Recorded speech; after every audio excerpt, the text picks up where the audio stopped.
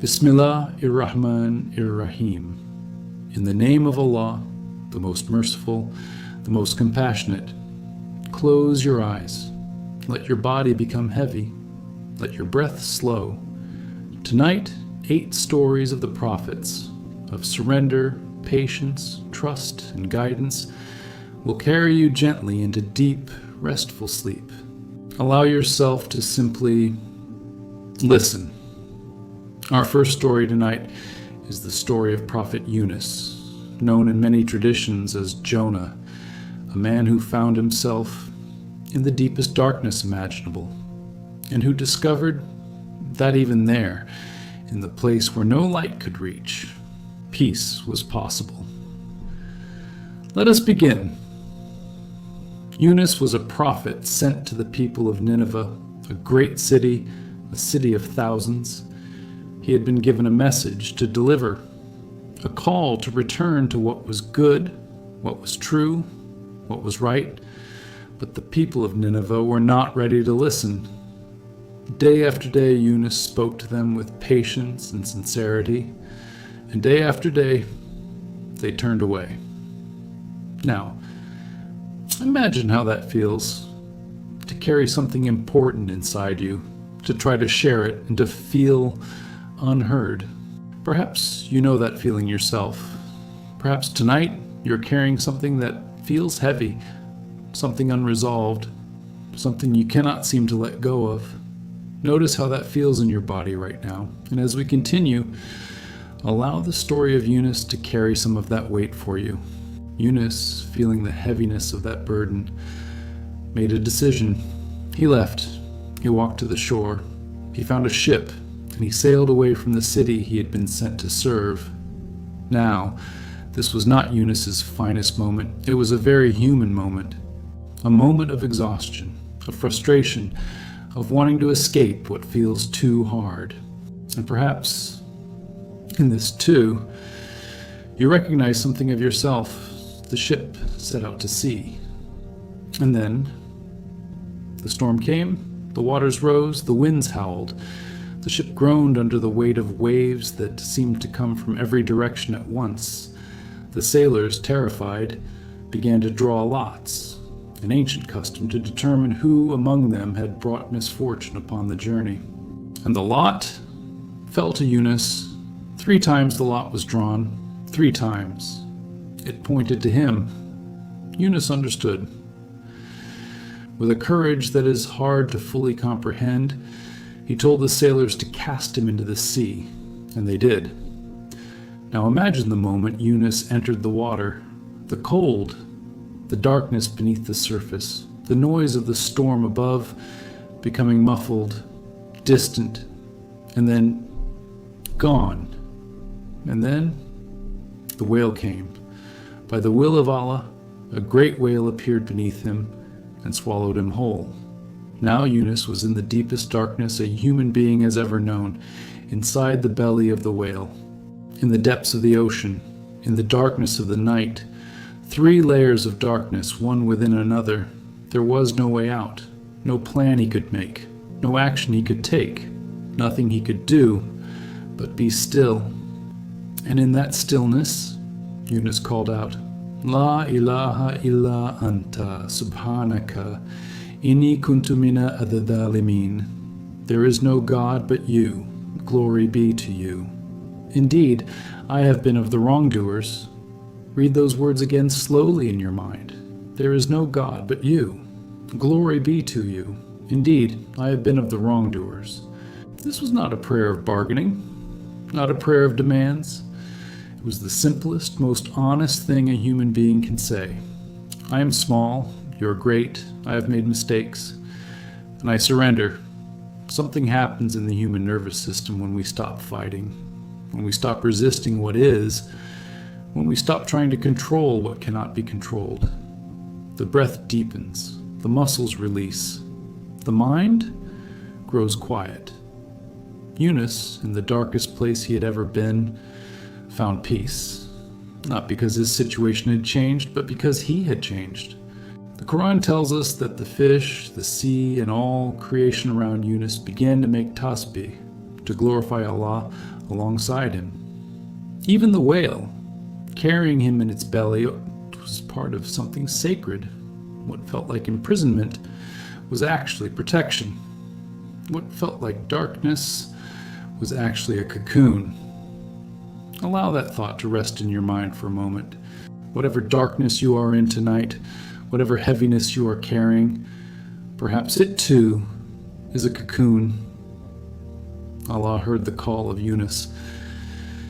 The Quran says, had Yunus not been among those who glorify Allah, he would have remained in the belly of the whale until the day of resurrection, but he did call out, and Allah answered.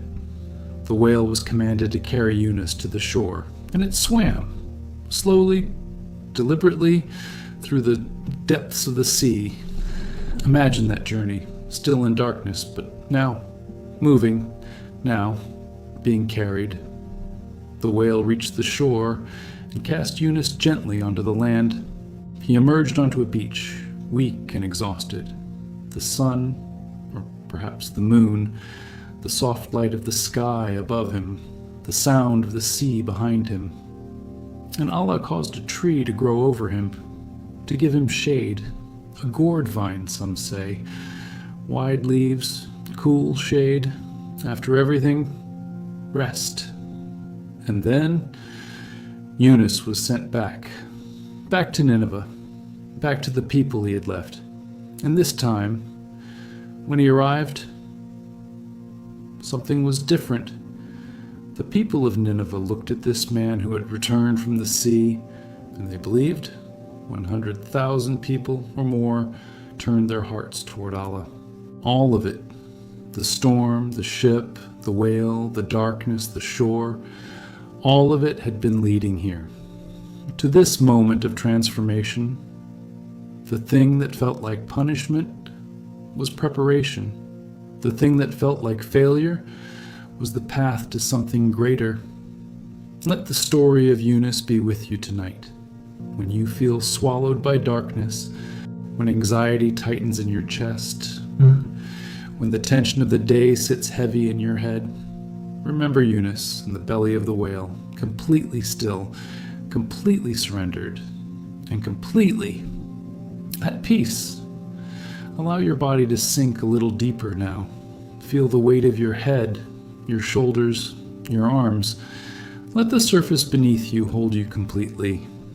Our second story tonight is the story of Prophet Yusuf, known to many as Joseph.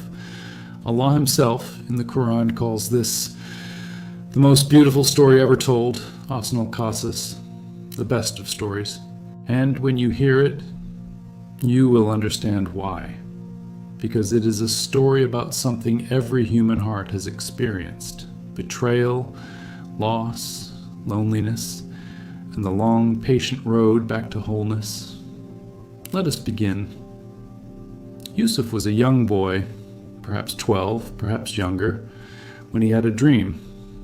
In his dream, he saw 11 stars, and the sun, and the moon, and all of them were bowing to him.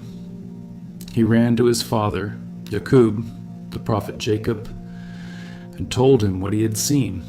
His father listened carefully, and then, gently he said, "Do not tell your brothers of this dream, my son," for Yaqub was a prophet, and he recognized the weight of what his son had been shown.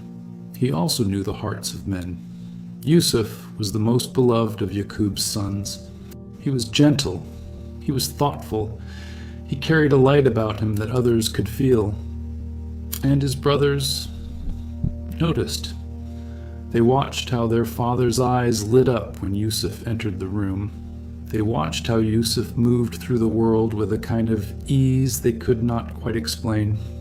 And slowly, jealousy took root. Now jealousy is a poison. It begins as a small thought. Why does he have what I do not? And if it is not caught, if it is not released, it grows, it distorts, it transforms love into resentment, resentment into anger, anger into something darker still. The brothers hatched a plan. They convinced their father to let Yusuf come with them to the fields one day. And when they were far from home, away from their father's eyes, they took young Yusuf, and they threw him into a well, a deep, dark well, cold stone walls on every side, the circle of sky above, growing smaller and smaller as he looked up, and then the sound of his brother's footsteps. Walking away. He was alone. How does a child make sense of being abandoned by the people who were supposed to love him? He cannot. There are no words for it. There's only the cold and the dark and the terrible silence. But here's what the Quran tells us. In that darkness, at the bottom of that well, Allah spoke to Yusuf, and he said, "You will tell them of this deed someday, and they will not even know it is you." A promise whispered into the heart of a frightened child at the bottom of a well. You will survive this. More than survive. You will flourish. Let that land gently. Whatever well you have found yourself in, whatever darkness was put there by someone who was supposed to love you, the promise holds. A caravan of traders passed by the next morning. They lowered their bucket into the well for water and pulled up a boy. They looked at this beautiful child, and they saw opportunity. They sold him at a market in Egypt, like property, like an object. And a man named Aziz, a nobleman, a minister of the king, bought him. Now here is where the story shifts, because Aziz was a good man. He looked at this young boy, and something in him said, "This child is special. Treat him well." He brought Yusuf into his home. He treated him with kindness, and Yusuf grew from a frightened child into a young man of extraordinary character, patient, trustworthy, deeply good. Now Yusuf had also been given a remarkable gift, a beauty so profound it seemed almost otherworldly, the kind of beauty that stops people mid-sentence, that makes rooms go quiet. And the wife of Aziz noticed. She had grown drawn to Yusuf over the years, an obsession that consumed her quietly, then louder and louder until it could no longer be contained. One day she called to him. She had closed every door in the house. She had made her intentions clear. And Yusuf ran. He ran toward the door. She ran after him. She grabbed at his shirt from behind, and the fabric tore. At that moment, Aziz came home. There they were, his wife, this young man, a torn garment on the floor. And the wife of Aziz said the worst thing she could say. She said, "He tried to harm me." Yusuf, the most patient and righteous of men, falsely accused and sent to prison. He had done nothing wrong. He had been betrayed by his brothers, sold into slavery, and now accused of a crime he did not commit. And still, he did not break. In prison, Yusuf found a way to serve others. He listened, he comforted. He interpreted the dreams of his fellow prisoners with compassion and clarity. He became a source of light in the darkest of places. Because here's the truth about people of genuine character. You cannot imprison their light. You can put them in a cell. You can take their freedom. You can take their reputation. But you cannot take what is inside them. Years passed, slowly, quietly, one day at a time, and then the king of Egypt had a dream that troubled him deeply, a dream no one in his court could interpret. 7 fat cows, devoured by 7 lean ones, 7 green stalks of wheat, withered by 7 dry ones. The king's advisors were baffled. And then one of the men who had once been in prison with Yusuf remembered. He said, "I know someone." Yusuf was brought before the king, and he spoke with such clarity, such wisdom, such calm authority, that the king was astonished. He said, 7 years of abundance are coming, then 7 years of famine. Prepare now. The king looked at this man, this prisoner, this slave, this falsely accused servant, and he said, "There is none more qualified than you. He gave Yusuf authority over the storehouses of Egypt, over the grain and the provisions of an entire nation. And one morning, the boy from the well became one of the most powerful men in the world. The years passed, the famine came, just as Yusuf had said, and people came from all around to buy grain from Egypt, including a group of men from Canaan, 11 brothers. They walked into the hall of the minister of Egypt, bowing before him, asking for provisions. They did not recognize the man on the throne, but he recognized them. Try to imagine what that moment felt like for Yusuf. These were the men who had thrown him in a well, who had sold him, who had gone home and told their father that his beloved son was dead. And here they were, bowing before him, exactly as the dream had shown him all those years ago. He did not rage, he did not punish, he did not use his power to destroy them. Instead, slowly, tenderly, he revealed himself. He said, "I am Yusuf, and this is my brother." Silence, disbelief, and then something that must have felt like the earth shifting beneath their feet. Yusuf said to them, "Do not blame yourselves today. Allah has forgiven you. Go and bring my father to me." His father, Yaqub, had spent years weeping for his lost son, weeping so much that he had lost his sight from grief. When the brothers returned with Yusuf's shirt and placed it over his father's face, his sight returned.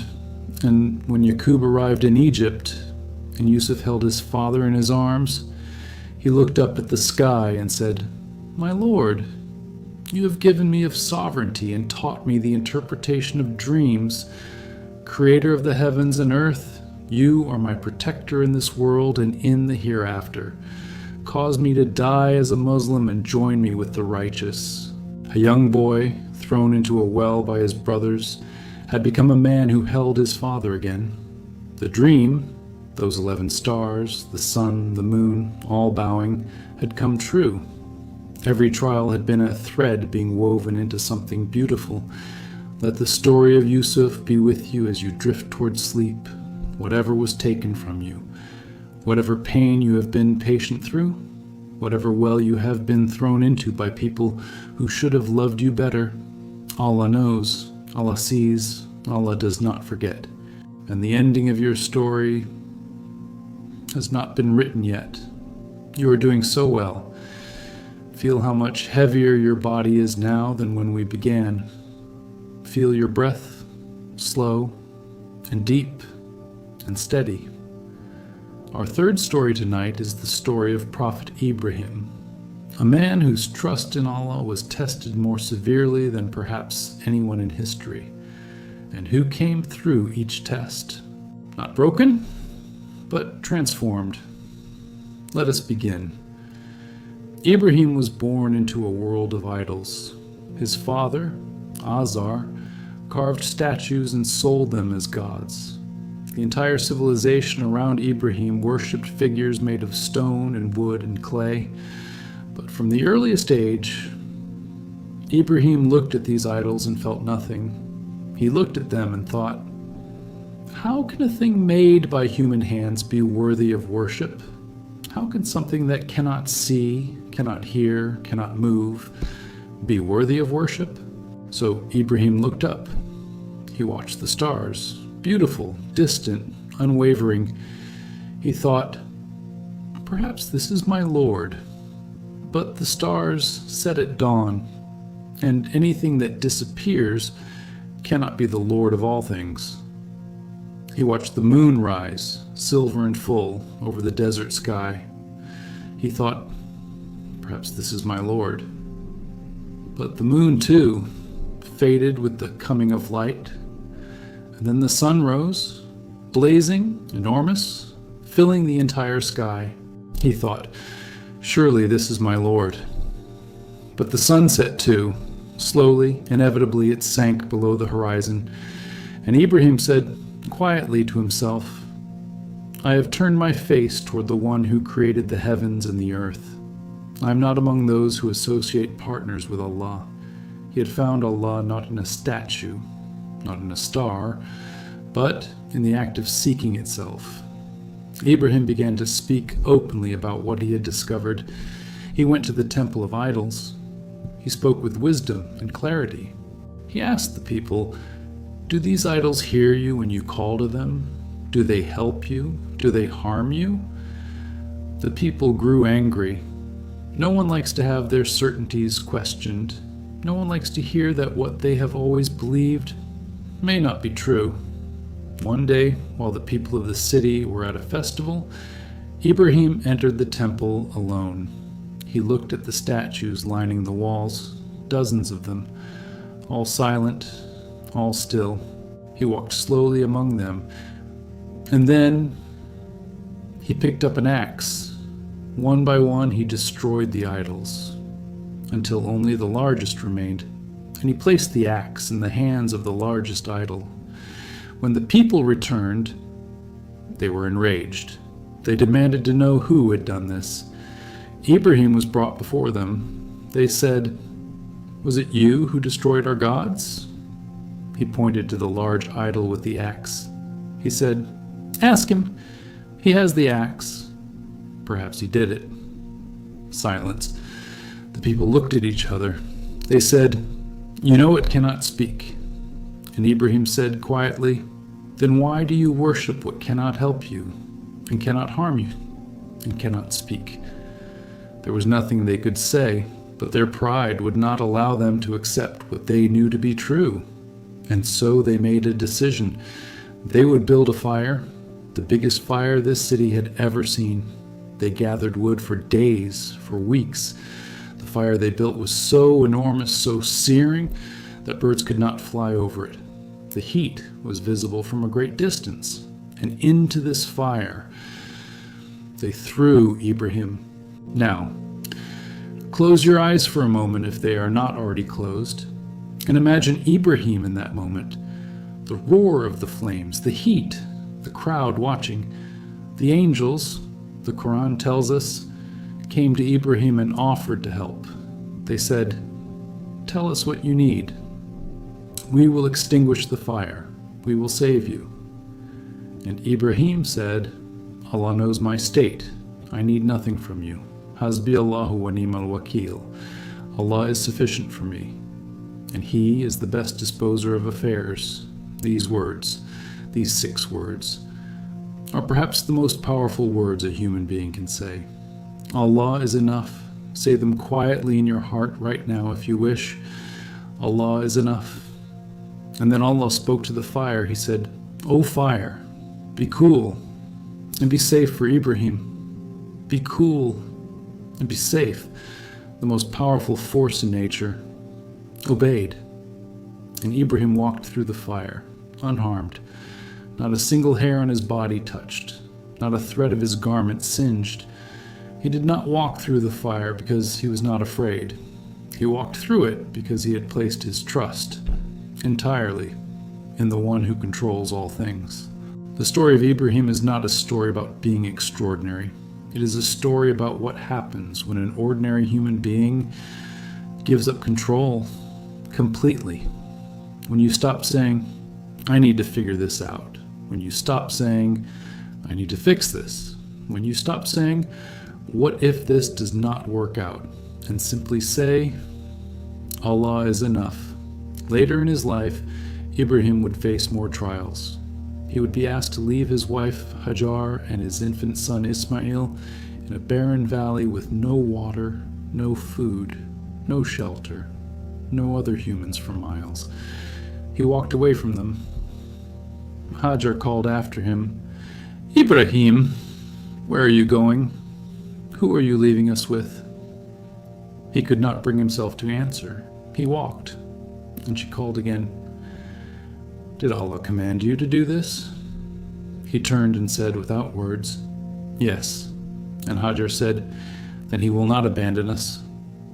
She turned back to the valley, her baby crying, the sun beating down, no water within sight. She ran between 2 hills, Al-Safa and Al-Marwa, searching desperately for any sign of water or life. 7 times she ran, and when she returned to her son, Water was springing from the earth beneath his feet. The well of Zamzam, still flowing today, 15 centuries later. What you do in your moments of trust echoes long after you're gone. You are very close to sleep now. Let your thoughts drift like clouds, moving slowly across a night sky. No need to hold them, no need to follow them. Just let them pass. Our final story tonight is the story of Prophet Musa, Moses, one of the most beloved prophets in all of human history. A man who was guided through situations he could never have navigated alone. A man who learned again and again that he was not supposed to navigate them alone. Let us begin at the beginning. Musa was born in Egypt at one of the most dangerous times in Egyptian history. The Pharaoh, had issued a decree. Every newborn boy of the Israelites was to be killed. The reason was fear. Pharaoh had been told by his soothsayers that a boy would be born among the Israelites who would one day bring about his downfall. And so, in his fear, he ordered the murder of thousands of innocent children. Musa's mother held her newborn son, and she was terrified. The soldiers would come. She could not keep him hidden for long. She could not protect him herself. And then, Allah spoke to her heart. He said, "Cast him into the river. Do not fear and do not grieve. We will return him to you. Cast your child into the river." What a thing to be asked to do. Every instinct in a mother's body would have screamed against it. The river was dangerous. The river was unpredictable. But the soldiers were certain. She chose the river. She placed her tiny son in a basket. She placed the basket in the Nile, and she let go. The basket floated, slowly, gently carried by the current. The Nile moved it with purpose, through the reeds, past the banks, downstream, until it reached the palace of Pharaoh himself. The servants found it. They brought it to Pharaoh's wife, Asiya. She opened the basket and saw a baby boy looking up at her with calm, wide eyes. Something happened in her heart in that moment. The Quran says it simply, and he became a joy to her eyes. Asiya was a woman of extraordinary goodness, living in the palace of the most tyrannical man on earth. She said to Pharaoh, "Do not kill this child. He may be a joy to us. Perhaps we can adopt him as a son." And Pharaoh agreed. The very decree that was supposed to destroy Musa had delivered him into the safest home in Egypt. The child who was hunted by the Pharaoh was now being raised in the Pharaoh's own house, fed at the Pharaoh's table, protected by the Pharaoh's guards. Now there was one more miracle woven into this morning. The palace needed a wet nurse for the baby, someone to feed him. They tried woman after woman. The baby refused them all. Musa's sister, who had followed the basket from a distance, stepped forward and said, "Shall I tell you of a household who will care for him sincerely?" And so, Musa's mother was brought to the palace. She entered the halls of the Pharaoh, and she held her son again. The mother who had wept as she placed her baby in the river was now being paid by the Pharaoh to hold him. Allah had promised, "We will return him to you." And he did. When you stop saying, "What if this does not work out?" and simply say, "Allah is enough." Later in his life, Ibrahim would face more trials. He would be asked to leave his wife Hajar and his infant son Ismail in a barren valley with no water, no food, no shelter, no other humans for miles. He walked away from them. Hajar called after him, "Ibrahim, where are you going? Who are you leaving us with?" He could not bring himself to answer. He walked, and she called again, "Did Allah command you to do this?" He turned and said without words, "Yes." And Hajar said, "Then he will not abandon us." She turned back to the valley, her baby crying, the sun beating down, no water within sight. She ran between two hills, Al-Safa and Al-Marwa, searching desperately for any sign of water or life. 7 times she ran, and when she returned to her son, water was springing from the earth beneath his feet. The well of Zamzam, still flowing today, 15 centuries later. What you do in your moments of trust echoes long after you're gone. You are very close to sleep now. Let your thoughts drift, like clouds, moving slowly across the night sky. No need to hold them. No need to follow them. Just let them pass. Our final story tonight is the story of Prophet Musa. He tried every approach he could think of. He spoke during the day. He spoke at night. He reasoned with them. He reminded them. He warned them. And they covered their ears. They pulled their cloaks over their faces so they would not have to look at him. They walked away. Now, imagine doing this for a year. Imagine the exhaustion of speaking and not being heard, of caring deeply about people who do not want your care, of showing up again and again to a door that stays closed. Nuh did not do this for a year. He did this for 950 years. Let that number rest in your mind.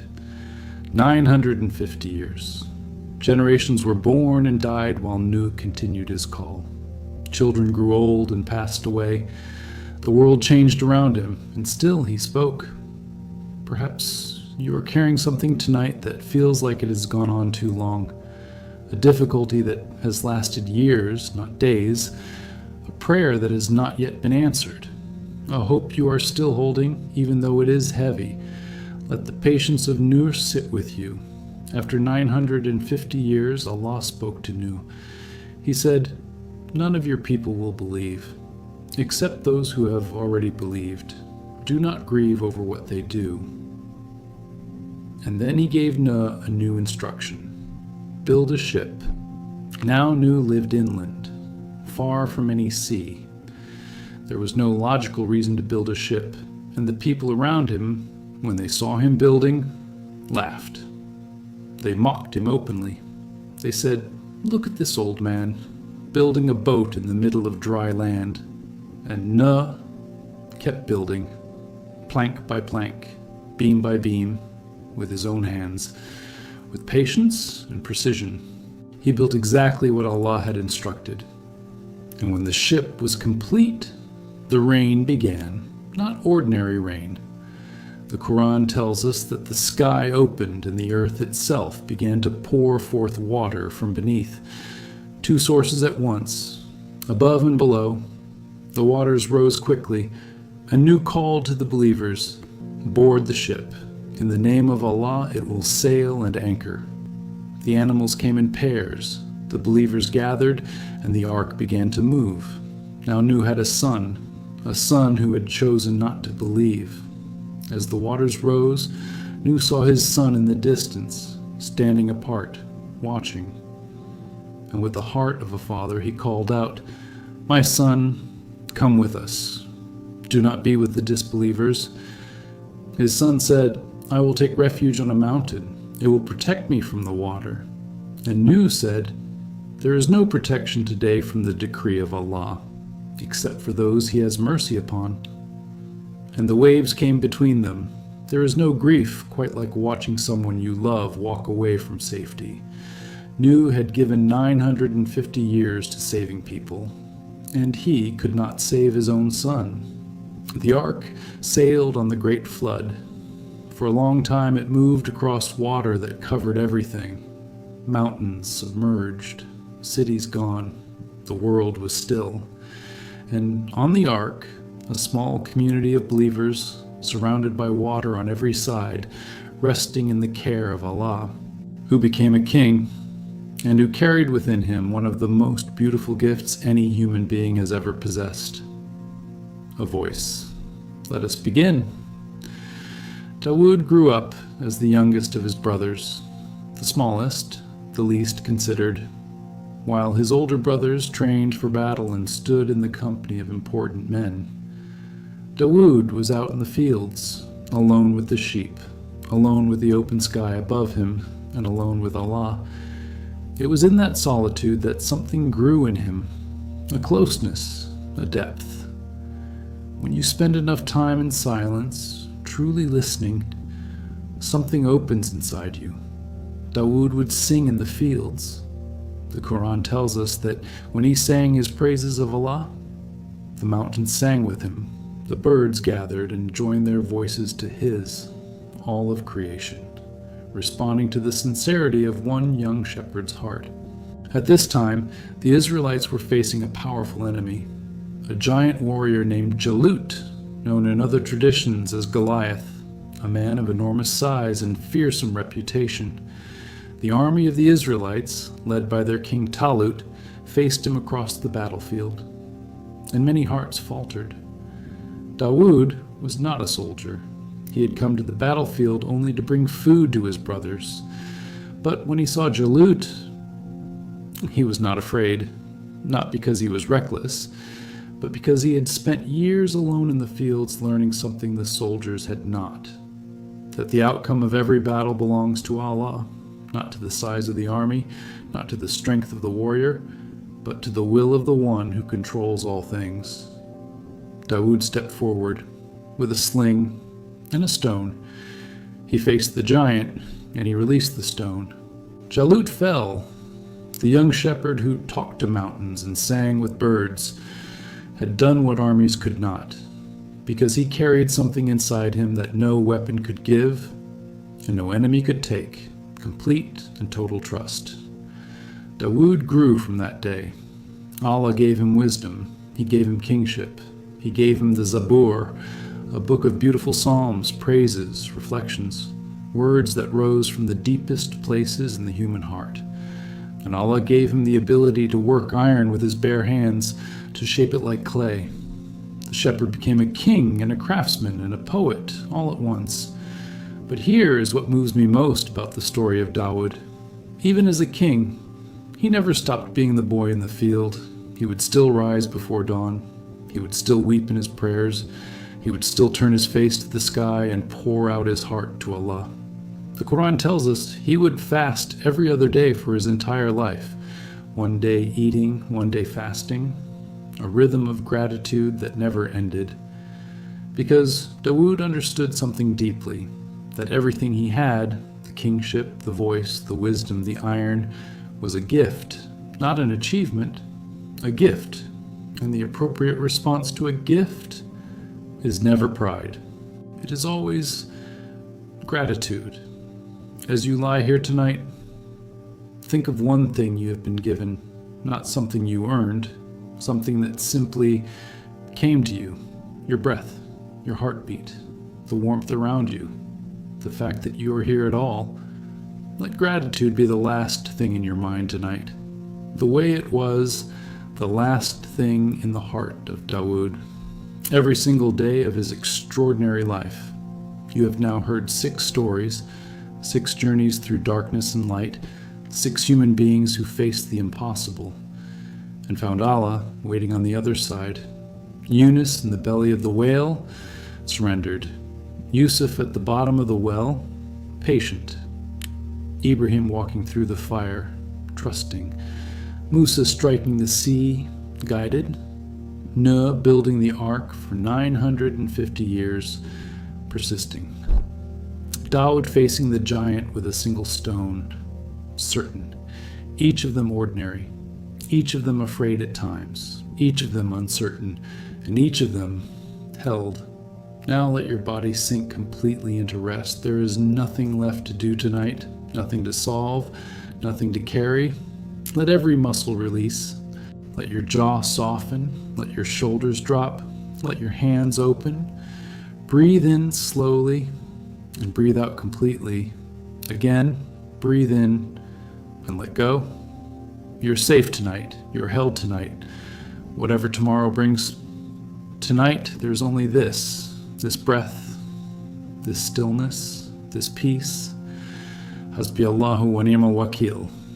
Allah is sufficient for me, and He is the best disposer of affairs. Sleep now, deeply, peacefully, completely. Good night, and peace be upon you. Allow yourself to drift even deeper now. Feel how heavy and warm your body has become. Feel how quiet your mind is growing. We have one more story for you tonight. Our seventh story is the story of Prophet Isa, known to many as Jesus, a prophet deeply beloved in Islam, a man whose very existence was a miracle from the moment he arrived in this world. Let us begin. Maryam was a young woman of extraordinary devotion. From childhood, she had been dedicated to worship, set apart, committed entirely to Allah. She lived near the temple in a small space of her own, tended to by the prophet Zechariah, and Zechariah noticed something remarkable about her. Whenever he entered her room, he found provisions there, fruits and food that were out of season. He asked her, "Maryam, where does this come from?" And she said simply, "It is from Allah. Allah provides for whom He wills without limit." She was not boasting. She was not even surprised. She had simply learned, deeply, completely, that Allah provides. One day, Maryam withdrew from her family to a place in the east, a quiet place, alone, and there a figure appeared before her, a man she did not recognize, perfect in form. Maryam was frightened. She said, "I seek refuge in Allah from you, if you have any fear of Him." And the figure said, "I am only a messenger from your Lord. I have come to give you the news of a pure son." Maryam said, "How can I have a son when no man has touched me and I have never been unchaste?" The angel said, "Your Lord says, 'It is easy for me. We will make him a sign for the people and a mercy from us. It is a matter already decided. It is easy for me.' 4 words that contain everything. Whatever seems impossible to you tonight, whatever feels too far, too broken, too late, it is easy for Allah. Maryam carried her child alone, without a husband, without support, in a time and place where this would bring shame and suspicion upon her. She felt the weight of what was coming, and when the time of birth arrived, she was alone under a palm tree, in pain, overwhelmed. She said, "I wish I had died before this and was a thing completely forgotten." This is one of the most human moments in the entire Quran. A woman, alone, in pain, wishing she did not exist. "And what happened?" a voice called out from beneath her, from the earth itself. "Do not grieve. Your Lord has provided a stream beneath you, and shake the trunk of the palm tree toward you. Fresh ripe dates will fall upon you. So eat and drink and be comforted." In her darkest moment, water appeared beneath her feet. Food fell from above her, and a voice told her, "Be comforted." Allah does not abandon His servants in their darkest moments. He sends water. He sends provision. He sends a voice that says, "Do not grieve." Maryam returned to her people carrying her child, and as she had feared, they looked at her with accusation in their eyes. They said, "O Maryam, you have done something terrible. Your father was not a man of evil. Your mother was not unchaste. How could you?" Maryam did not speak. Allah had told her, "If you see anyone, say, 'I have vowed to the most merciful a fast and will not speak to anyone today.'" She simply pointed to the baby, and the people said, "How can we speak to one who is a child in the cradle?" And then the baby, Isa, spoke. He said, "I am the servant of Allah. He has given me the scripture and made me a prophet. He has made me blessed wherever I am, and He has made me dutiful to my mother, and He has not made me a wretched tyrant. And peace is on me the day I was born, and the day I will die, and the day I am raised alive." A newborn child, speaking complete, eloquent truth, defending his mother's honor, declaring his purpose, before he was old enough to sit up on his own. Isa grew into a man of profound mercy. He healed the sick. He gave sight to the blind. He brought life where there was none, and he spoke with a gentleness that drew people to him like light draws moths. He did not come to divide.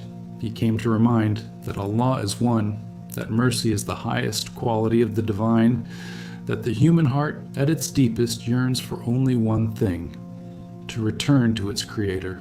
Isa said, "Be conscious of Allah and obey me. Allah is my Lord and your Lord, so worship him." This is the straight path. The straight path, not a difficult path, not a path of impossible demands. A straight path from your heart to Allah. The story of Isa, like all the stories of the prophets, is ultimately a story about one thing: that Allah is close, not distant, not indifferent, not unaware. Close? Closer than your jugular vein, the Quran says. Closer than your next breath. Closer than the darkness behind your closed eyes right now. He knows what you are carrying. He knows what kept you awake. He knows what you are afraid of. He knows what you are hoping for, and he is not far from any of it. Our eighth story tonight is the story of Prophet Sulayman, known to many as Solomon, a man to whom Allah gave everything a human being could possibly want: wealth beyond measure, power over wind and water, the ability to speak with animals and birds, an army of men and jinn and creatures of every kind. And yet, the thing Sulayman valued most was none of these things. Let us begin. Sulayman inherited his prophethood and his kingdom from his father, Dawud. From the beginning, he understood that what he had been given was not his own. It was a trust, a responsibility, something to be used wisely and returned with gratitude. When Allah offered Sulayman anything he wished, Sulayman did not ask for more wealth. He did not ask for longer life. He did not ask for victory over his enemies. He asked for wisdom, for the ability to judge fairly between people, for a kingdom that no one after him would possess, as a sign of Allah's generosity. And Allah gave him all of it. Sulayman could speak the language of the birds. He could command the winds to carry him wherever he wished. The jinn worked under his authority, building great structures, diving into the depths of the ocean, crafting things of extraordinary beauty. He had everything, and he knew, deeply, completely, that he had done nothing to deserve any of it. One day Sulayman was leading his army across a valley when he heard something beneath the sound of marching feet. A tiny voice. He stopped. He listened. It was an ant, speaking to the other ants in the valley, saying, "O ants, enter your homes, so that Sulayman and his soldiers do not crush you without realizing it." Sulayman heard this and smiled.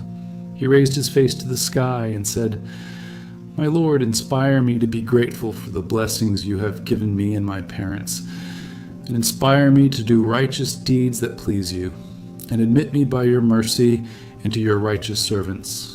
The most powerful king on earth moved to prayer by the concern of an ant. That is the mark of a truly great soul.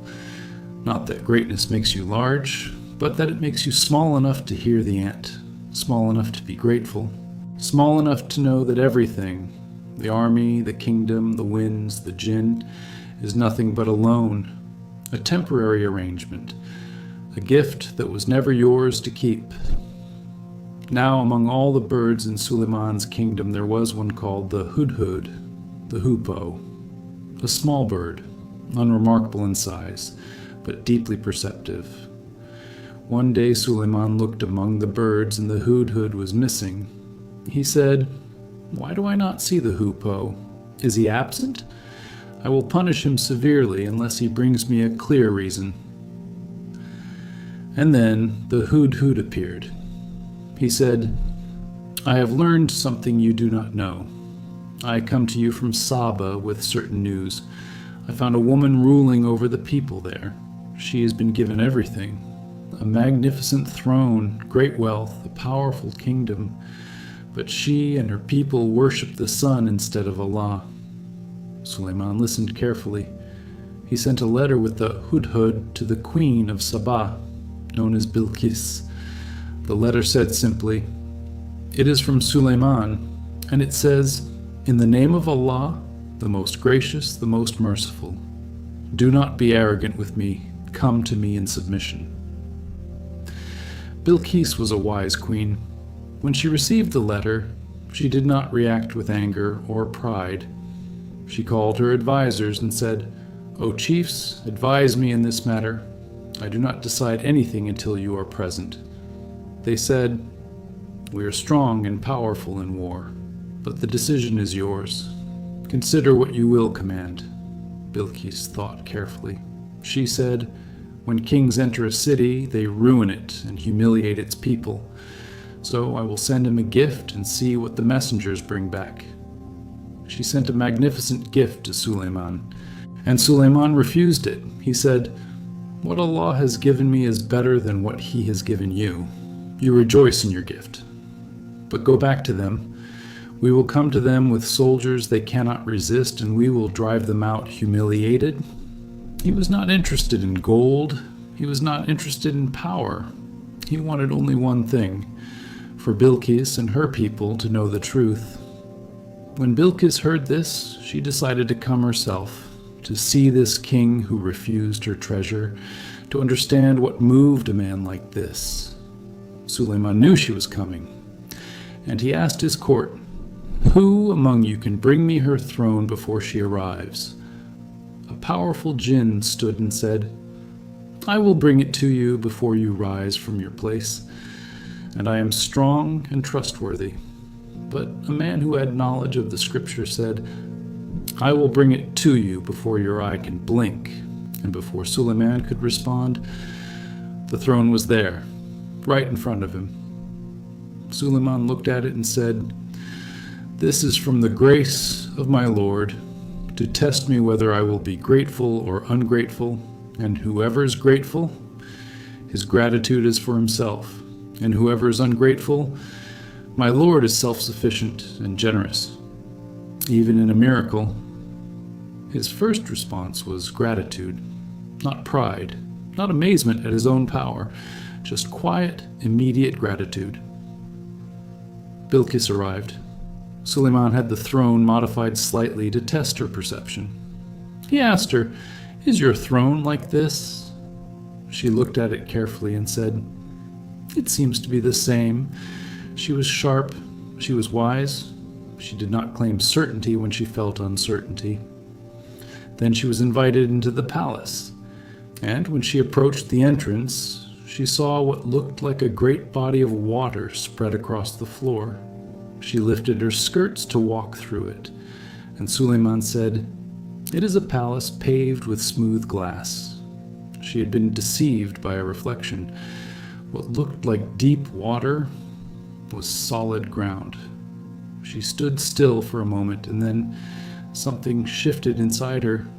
She said, "My Lord, I have wronged myself, and I submit with Sulayman to Allah, the Lord of all worlds, a queen who ruled one of the greatest kingdoms on earth, humbled by a glass floor, not by force, not by fear, but by seeing, truly seeing, that what she had thought was real was a reflection, and that beneath the reflection was something solid and true. The story of Sulayman is the story of what happens when power is given to someone who does not want it for themselves, when wealth is given to someone who does not cling to it, when wisdom is given to someone who uses it only to help others find their way. Sulayman heard the ant. He refused the gold. He brought a queen, not to her knees, but to her own recognition. He looked at every miracle and said, "This is from the grace of my Lord." What if we lived that way? What if every good thing that happened today, every breath, every moment of warmth, every second of peace, what if we looked at all of it and said, "This is from the grace of my Lord, not my achievement, not my right, a grace." As you rest now, let that thought move through you gently. The warmth around you, a grace. The silence, a grace. The fact that you're here, breathing, resting, safe, a grace. From the same one who gave Sulayman his kingdom and his wisdom. From the same one who let a tiny ant stop an entire army. From the same one who paved a palace floor with glass so a queen could see the truth. He gives. And he gives, and he gives, and all he asks in return is that we notice. You have traveled far tonight, through the depths of the ocean with Yunus, through the darkness of the well with Yusuf, through the fire with Ibrahim, across the desert and through the parted sea with Musa, across 950 years of patience with Nuh, across the battlefield with the young shepherd Dawud, and into the quiet miracle of Isa's arrival in this world. 7 journeys, 7 human beings, 7 reminders of the same truth, that you are not alone, that your pain is seen, that your patience is known, that your story is not finished. Now let everything go. Let go of today, let go of tomorrow, let go of every thought that is trying to keep you awake. None of it needs you right now. It will all be there in the morning. But right now, there is only rest. Feel your body becoming heavier. Feel your breath becoming slower. Feel the silence wrapping around you like a warm, safe embrace. You are held, you are known, you are loved by the one who created you, the one who created Yunus and the whale, the one who spoke to Yusuf at the bottom of the well, the one who cooled the fire for Ibrahim, the one who parted the sea for Musa, the one who counted every year of Nuh's patience, the one who gave Dawud a voice that made mountains sing, the one who sent water and dates to Miriam under the palm tree. That same one is with you right now, in this room, in this moment, in this breath. Hasbi Allahu wa ni'mal wakil. Allah is sufficient for me, and He is the best disposer of affairs. Sleep now, deeply, peacefully, completely. Good night, and peace be upon you. Let us sit with the stillness for a moment. Notice how your breathing has changed since we began tonight. Slower now, deeper. The stories of the prophets do something to the nervous system. They remind the body that it has been through hard things before, that difficult nights have ended, that darkness has always given way to light. When Yunus was in the whale, he could not see the shore, but the shore was there. When Yusuf was in the well, he could not see the palace, but the palace was there. When Ibrahim walked into the fire, he could not feel the coolness yet, but the coolness was already on its way. When Musa stood at the edge of the sea with an army behind him, he could not see the path, but the path was already being prepared. What you cannot see right now is not absent. It is simply not yet visible to you. Trust the shore, trust the palace, trust the coolness, trust the path. They were always there. They are always there. Allah prepares what you cannot yet see. Let your eyes grow heavy now. Let the stories settle into your bones. Let the names of the prophets rest in your heart like old friends. Yunus, Yusuf, Ibrahim, Musa, Nuh, Dawud, Isa. Each one of them walked this earth. Each one of them knew hunger and fear and grief and longing. Each one of them called out in the dark, and each one of them was answered. Not always immediately, not always in the way they expected, but always answered. Your call will be answered too. Whatever you whispered in your heart before you pressed play tonight, whatever need you carried into this hour, whatever ache you have been holding quietly, it has been heard, it is being held, and the answer is on its way, in the most unexpected form, at the most unexpected time, from the most unexpected direction, just as it always has been for every prophet who came before you, and for every ordinary human being who ever called out in the dark. Rest now. You have done enough today. You have carried enough today. You have tried enough today. Now it is time to let Allah carry it for a while. He does not sleep. He does not tire. He does not forget. So you can rest. You can let go. You can sleep. Let us pause here together for a moment. You have been listening for a long time now, and perhaps you can feel it. The way the stories have been slowly, quietly doing something to you, not just entertaining you, not just filling the silence, but actually settling something inside you. This is what the stories of the prophets have always done. For over 1,000 years, in homes and tents and palaces and prisons, people have passed these stories from one generation to the next, not because they are exciting, not because they are dramatic, but because they carry something, a kind of medicine. For the part of us that is afraid, for the part of us that is tired, for the part of us that is forgotten, in the busyness and noise of ordinary life, that we are held, that we have always been held, that the same Allah who held Yunus in the darkness holds us in ours. People who were afraid, people who made mistakes, people who ran away and came back, people who wept, people who called out in the dark, people just like you, and every single one of them was answered. Let that be the last thing your mind holds tonight. Not the problems of tomorrow, not the weight of yesterday, just this. You will be answered. The answer is already on its way, in a form you may not expect, at a time you may not predict, from a direction you may not be watching. But it is coming. It is always coming, because that is who Allah is. Al-Mujib, the one who answers. Al-Qarib, the one who is near. Al-Wadud, the one who loves. Rest in those names tonight. Let them hold you the way the ark held Nuh on the water, the way the whale carried Yunus to the shore, the way the tree shaded him when he arrived. You are carried, you are shaded, you are home. Now let us close this journey together, gently, slowly, like the last page of a book you have loved. Take one slow breath in through your nose, hold it for just a moment, and release it completely through your mouth. Again, breathe in slowly, feel your chest rise, feel your belly expand. Hold and let go. One more time. Breathe in all the way, as deep as you can go. Breathe out all the way until there is nothing left. And in that emptiness at the end of the breath, there is only stillness, there is only peace, there is only Allah.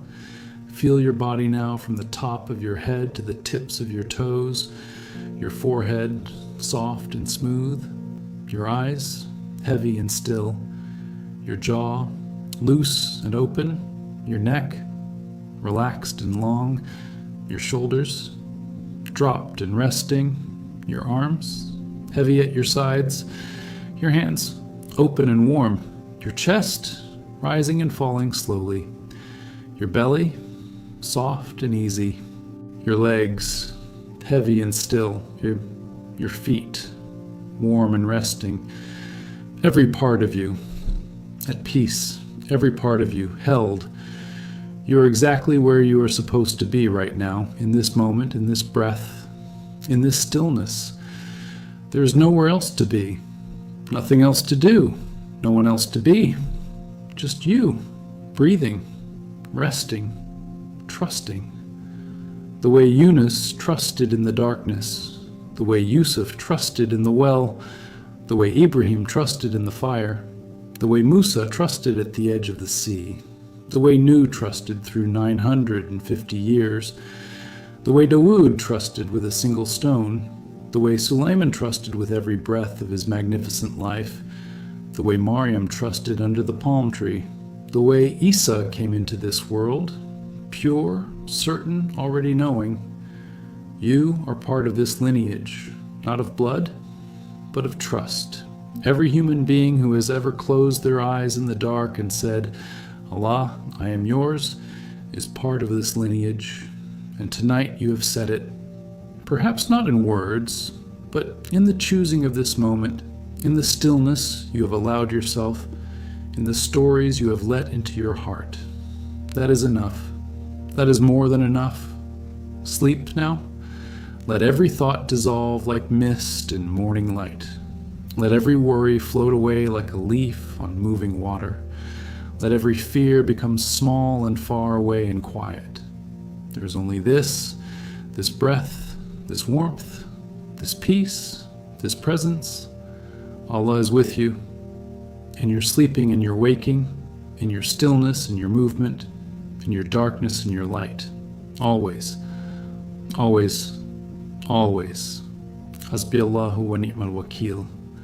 Allah is sufficient for me, and He is the best disposer of affairs. Good night, and peace be upon you.